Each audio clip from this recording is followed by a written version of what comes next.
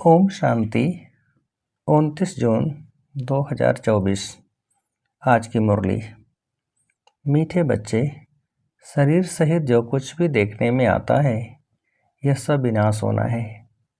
तुम आत्माओं को अब घर लौटना है, इसलिए पुरानी दुनिया को भूल जाओ। प्रश्न: तुम बच्चे किन शब्दों में सभी को पाप का मैसेज सुना सकते हो? उत्तर: सभी को सुनाओ कि बेहद का बाप बेहद का वर्षा देने आया है। अब हद के वर्षे का समय पूरा हुआ, अर्थात भक्ति पूरी हुई। अब रावण राज समाप्त होता है। बाप आया है तुम्हें रावण 5 विकारों के जेल से छुड़ाने। यह पुरुषोत्तम संगम युग है। इसमें तुम्हें पुरुषार्थ कर दैवी गुणों वाला बनना है।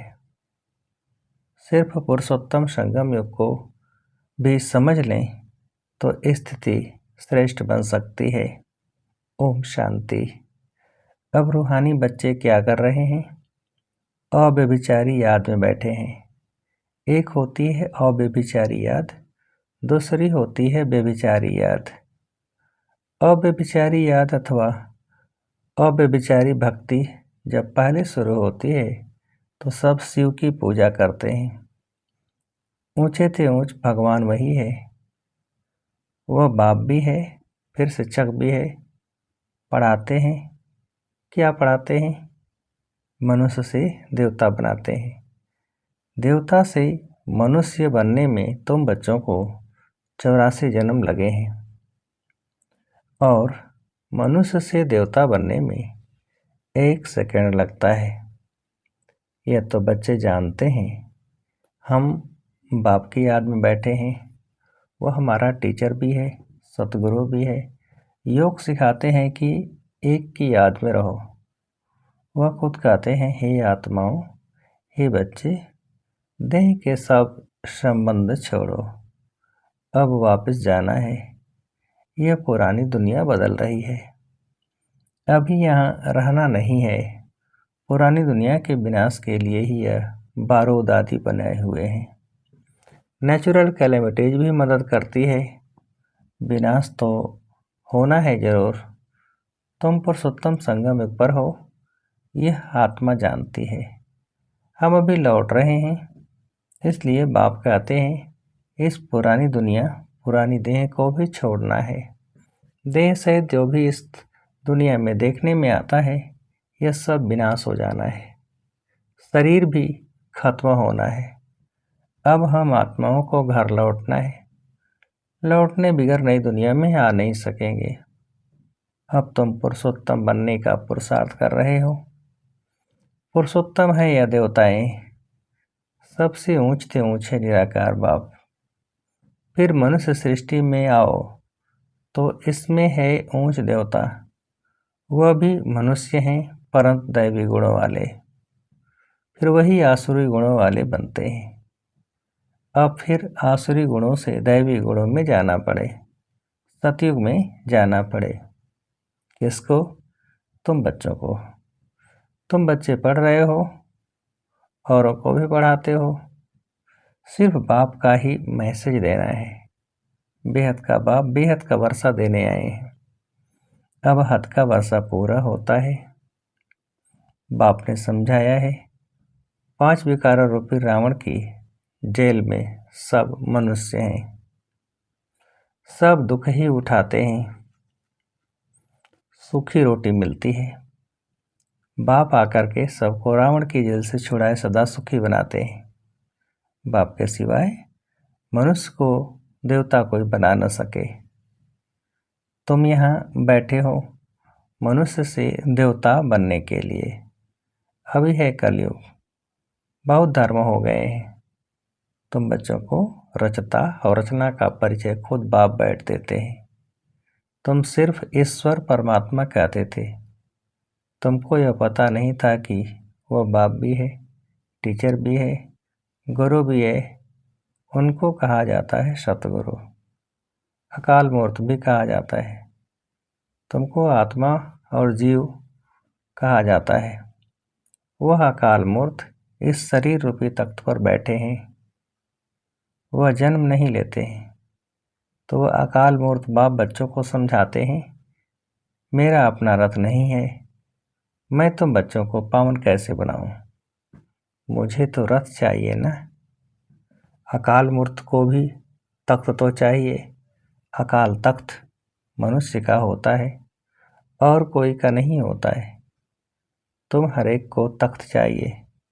अकाल मूर्त आत्मा यहाँ विराजमान है, वह सभी का बाप है। उनको कहा जाता है महाकाल। वो पुनर्जन्म में नहीं आते हैं। तुम आत्माएं पुनर्जन्म में आती हो। मैं आता हूँ कल्प के संगम युगे। भक्ति को रात, ज्ञान को दिन कहा जाता है, यह पक्का याद करो। मुख्य है ही दो बातें, अल्फ और बे। बाप और बादशाही। बाप आकर बादशाही देते हैं और बादशाही के लिए पढ़ाते हैं, इसलिए इसको पाठशाला भी कहा जाता है। भगवानवाच, भगवान तो है निराकार, उनका भी पाठ होना चाहिए। वह है ऊंचते ऊंच भगवान, उनको सभी याद करते हैं। बाप कहते हैं ऐसा कोई मनुष्य नहीं होगा जो भक्ति मार्ग में याद न करता हो। दिल से ही सब पुकारते हैं, हे भगवान, हे लिबरेटर, ओ गॉड फादर, क्योंकि वह है सभी आत्माओं का फादर। जरूर बेहद का ही सुख देंगे। हद का बाप हद का सुख देते हैं, कोई को पता नहीं। अब बाप आए हैं, कहते हैं बच्चों और संग तोड़ मुझे एक बाप को याद करो। यह भी बाप ने बताया है, तुम देवी देवता नई दुनिया में रहते हो, वहाँ तो अपार सुख है। उन सुखों का अंत नहीं पाया जाता है। नए मकान में सदैव सुख होता है, पुराने में दुख होता है। तब तो बाप बच्चों के लिए नया मकान बनवाते हैं। बच्चों का बुद्धि युग नए मकान में चला जाता है। यह तो हुई हद की बात। अभी तो बेहद का बाप नई दुनिया बना रहे हैं। पुरानी दुनिया में जो कुछ देखते हो वह कब्रिस्तान होना है। अभी परिस्तान स्थापन हो रहा है। तुम संगम युग पर हो, कलयुग की तरफ भी देख सकते हो, सतयुग की तरफ भी देख सकते हो। तुम संगम युग पर साक्षी हो, देखते हो। प्रदर्शनी में अथवा म्यूजियम में आते हैं तो वहाँ भी तुम संगम पर खड़ा कर दो। इस तरफ है कलयुग, उस तरफ है सतयुग, हम बीच में हैं। बाप नई दुनिया स्थापन करते हैं जहाँ पर बहुत थोड़े मनुष्य होते हैं और कोई भी धर्म वाला नहीं आता है। सिर्फ तुम ही पहले पहले आते हो। अभी तुम स्वर्ग में जाने का पुरुषार्थ कर रहे हो। पावन बनने के लिए ही मुझे पुकारा है कि हे बाबा, हमको पावन बनाकर पावन दुनिया में ले चलो। ऐसे नहीं कहते कि शांति धाम में ले चलो। परम धाम को कहा जाता है स्वीट होम। अभी हमको घर जाना है, जिसको मुक्ति धाम कहा जाता है, जिसके लिए ही सन्यासी आदि शिक्षा देते हैं। वह सुख धाम का ज्ञान दे नहीं सकते। वह है निवृत्ति मार्ग वाले। तुम बच्चों को समझाया गया है कौन कौन धर्म कब कब आते हैं। मनुष्य सृष्टि रूपी झाड़ में पहले पहले फाउंडेशन तुम्हारा है। बीज को कहा जाता है वृक्षपति। बाप कहते हैं मैं वृक्षपति ऊपर में निवास करता हूँ। जब झाड़ एकदम जर्जरीभूत हो जाता है तब मैं आता हूँ देवता धर्म स्थापन करने। बनेन ट्री का वंडरफुल झाड़ है, बिगर फाउंडेशन बाकी सारा झाड़ खड़ा है। यह बेहद के झाड़ में भी आदि सनातन देवी देवता धर्म है नहीं, बाकी सब धर्म खड़े हैं। तुम मूल वतन निवासी थे, यहाँ पाठ बजाने आए हो। तुम बच्चे ऑलराउंड पाठ बजाने वाले हो, इसलिए 84 जन्म है मैक्सिमम, फिर मिनिमम एक जन्म। मनुष्य फिर कह देते 84 लाख जन्म, वह भी किसके होंगे यह भी समझ नहीं सकते। बाप आकर तुम बच्चों को समझाते हैं 84 जन्म तुम लेते हो, पहले पहले मेरे से तुम बिछड़ते हो। सतयुगी देवताएं ही पहले होते हैं, जब वह आत्माएं यहाँ पाठ बजाती हैं तो बाकी सब आत्माएं कहाँ चली जाती हैं, यह भी तुम जानते हो। बाकी सब आत्माएं शांति धाम में होती हैं, तो शांति धाम अलग हुआ ना। बाकी दुनिया तो यही है, पार्ट यहाँ बजाते हैं। नई दुनिया में सुख का पार्ट, पुरानी दुनिया में दुख का पार्ट बजाना पड़ता है। सुख और दुख का यह खेल है, वह है रामराज। दुनिया में कोई भी मनुष्य यह नहीं जानते कि सृष्टि का चक्र कैसे फिरता है। न रचयिता को न रचना के आदि मध्य अंत को जानते हैं। ज्ञान का सागर एक बाप को ही कहा जाता है। रचयिता और रचना के आदि मध्य अंत का ज्ञान कोई शास्त्र में है नहीं। मैं तुमको सुनाता हूँ, फिर यह प्राय लोप हो जाता है। सतयुग में यह रहता नहीं। भारत का ही प्राचीन सहज राजयोग गाया हुआ है। गीता में भी राजयोग नाम आता है। बाप तुम्हें राजयोग सिखलाकर राजाई का वर्षा देते हैं। बाकी रचना से वर्षा मिल न सके। वर्षा मिलता ही है रचता बाप से। हर एक मनुष्य क्रिएटर है, बच्चों को रचते हैं। वह है हद के ब्रह्मा, यह है बेहद के ब्रह्मा। वह है निराकार आत्माओं के पिता, वह लौकिक पिता, यह फिर है प्रजापिता। प्रजापिता कब होना चाहिए? क्या सतयुग में? नहीं, पुरुषोत्तम संगम युग पर होना चाहिए। मनुष्यों को यह भी पता नहीं है कि सतयुग कब होता है। उन्होंने तो सतयुग कलयुग आदि को लाखों वर्ष दे दिए हैं। बाप समझाते हैं 1250 वर्ष का एक युग होता है। 84 जन्मों का भी हिसाब चाहिए ना, सीढ़ी का भी हिसाब चाहिए ना। हम कैसे उतरते हैं? पहले फाउंडेशन में है देवी देवता, उनके बाद फिर आते हैं इस्लामी बौद्धी। बाप ने झाड़ का राज भी बताया है। बाप के सिवाय तो कोई सिखला न सके। तुमको कहेंगे यह चित्र आदि कैसे बनाए, किसने सिखाया? बोलो। बाबा ने हमें ध्यान में दिखाया, फिर हम यहाँ बनाते हैं। फिर उनको बाप ही इस रथ में आकर करेक्ट करते हैं कि ऐसे ऐसे बनाओ, खुद ही करेक्ट करते हैं। श्री कृष्ण को श्याम सुंदर कहते हैं, परंतु मनुष्य तो समझ नहीं सकते कि क्यों कहा जाता है।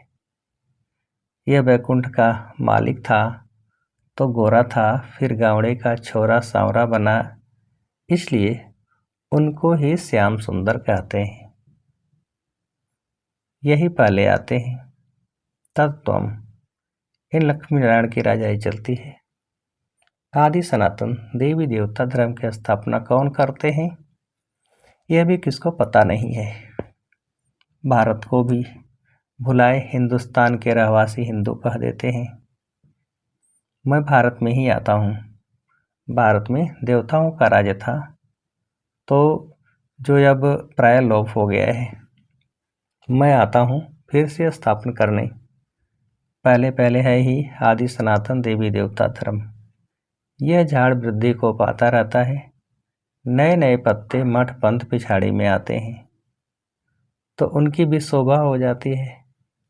फिर अंत में जब सारा झाड़ जड़ीभूत अवस्था को पाता है, तब फिर मैं आता हूँ। यदा यदा ही धर्मस्य। आत्मा अपने को भी नहीं जानती तो बाप को भी नहीं जानती। अपने को भी गाली देते, बाप को और देवताओं को भी गाली देते रहते हैं। तमो प्रधान बेसमझ बन जाते हैं। तब मैं आता हूँ। पति दुनिया में ही आना पड़े तो मनुष्यों को जीदान देते हो, अर्थात मनुष्य से देवता बनाते हो, सब दुखों से दूर कर देते हो, सो भी आधा कल्प के लिए। गायन भी है ना, वंदे मातरम। कौन सी माताएं जिनकी वंदना करते हैं? तुम माताएं हो, सारी सृष्टि को बहिष्ट बनाती हो। भल पुरुष भी हैं, लेकिन मेजॉरिटी माताओं की है, इसलिए बाप माताओं की महिमा करते हैं।